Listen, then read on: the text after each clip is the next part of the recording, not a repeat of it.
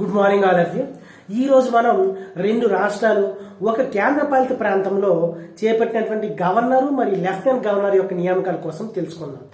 Goa governor గా విధులు నిర్వర్తిస్తున్నటువంటి శ్రీధరన్ పిల్లై యొక్క పదవీకాలం ముగియడంతో ఆయన స్థానంలో ఆంధ్రప్రదేశ్కి చెందిన కేంద్ర మాజీ మంత్రి అయినటువంటి పూసపాటి గజపతిరాజును నూతన గవర్నర్ గా నియమించడం జరిగింది. ఇక హర్యానా గవర్నర్ గా విధులు నిర్వర్తిస్తున్నటువంటి బండారు దత్తాత్రేయ యొక్క పదవీకాలం ముగియడంతో ఆయన స్థానంలో పశ్చిమ బెంగాల్లో ప్రొఫెసర్ గా విధులు నిర్వహిస్తున్నటువంటి అశీల్ కుమార్ ఘోష్ను నూతన గవర్నర్ గా నియమించారు. ఇక కేంద్రపాలిత ప్రాంతమైనటువంటి లడక్ లో లెఫ్టినెంట్ గవర్నర్ గా విధులు నిర్వర్తిస్తున్న బీడీ మిశ్రా యొక్క పదవీ కాలం ముగియడంతో ఆయన స్థానంలో జమ్మూ కాశ్మీర్ లో మాజీ ఉప ముఖ్యమంత్రి మరియు సభాపతిగా పనిచేసినటువంటి కవీందర్ గుప్తాను నూతన లెఫ్టినెంట్ గవర్నర్ గా నియమించారు.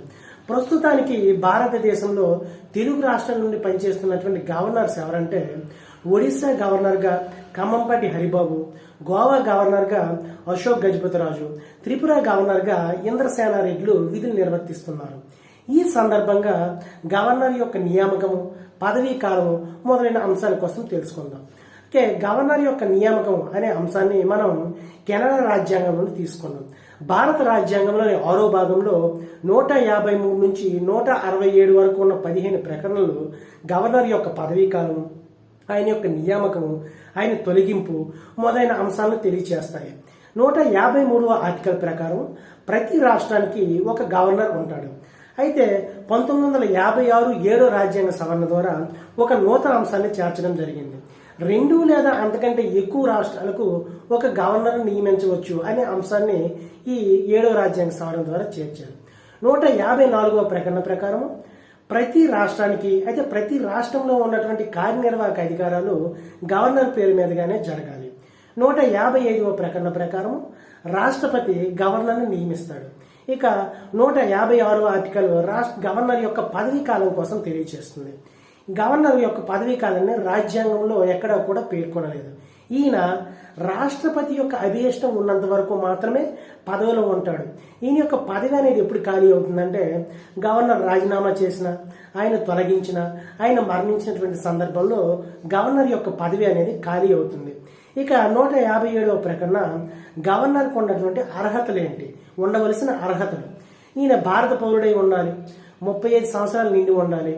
దీంతో పాటుగా ఆర్ఎస్ సర్కారీ కమిషన్ కొన్ని యొక్క సూచనలు సాంప్రదాయాలు చేసింది. అయితే వీటిని పాటించవచ్చు, పాటించకపోవచ్చు. ఏంటంటే అదే గవర్నర్గా నియమింపబడే వ్యక్తి ఏదో ఒక రంగంలో నిష్ణాతుడై ఉండాలి మరియు సొంత రాష్ట్రానికి గవర్నర్గా నియమింపబడి ఉండకూడదు. గవర్నర్గా నియమింపబడడానికి 2 సంవత్సరాల ముందుగా క్రియాశీల రాజకీయాల్లో ఆయన క్రియాశీల రాజకీయాల్లో పార్టిసిపేట్ చేసి ఉండరాదు. ఇక చివరిగా ఏ రాష్ట్రానికి గవర్నర్గా నియమిస్తున్నామో ఆ రాష్ట్రం యొక్క ముఖ్యమంత్రిని సంప్రదించాలి. ఇవన్నీ కూడా పాటించవచ్చు, పాటించకపోవచ్చు. ఇక 158వ ప్రకటన ప్రకారం గవర్నర్ పదవికి ఉండవలసినటువంటి కండిషన్స్, షరతులు ఏంటి, నిబంధనలు ఏంటో చూద్దాం. గవర్నర్గా నియమింపబడ్డ వ్యక్తి పార్లమెంటు ఉభయ సభల్లో కానీ లేదా రాష్ట్ర శాసనసభల్లో కానీ ఏ సభలో కూడా సభ్యుడిగా ఉండడానికి వీల్లేదు.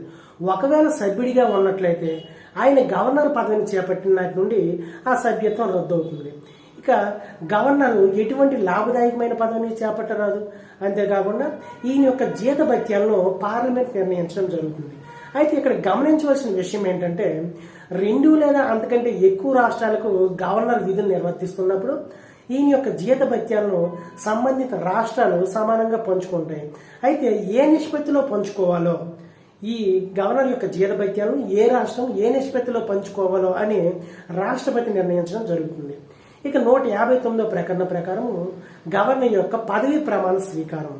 గవర్నర్ చేత హైకోర్టు ప్రధాన న్యాయమూర్తి లేదా హైకోర్టులో అత్యంత సీనియర్ న్యాయమూర్తి ప్రమాణ స్వీకారం చేస్తారు.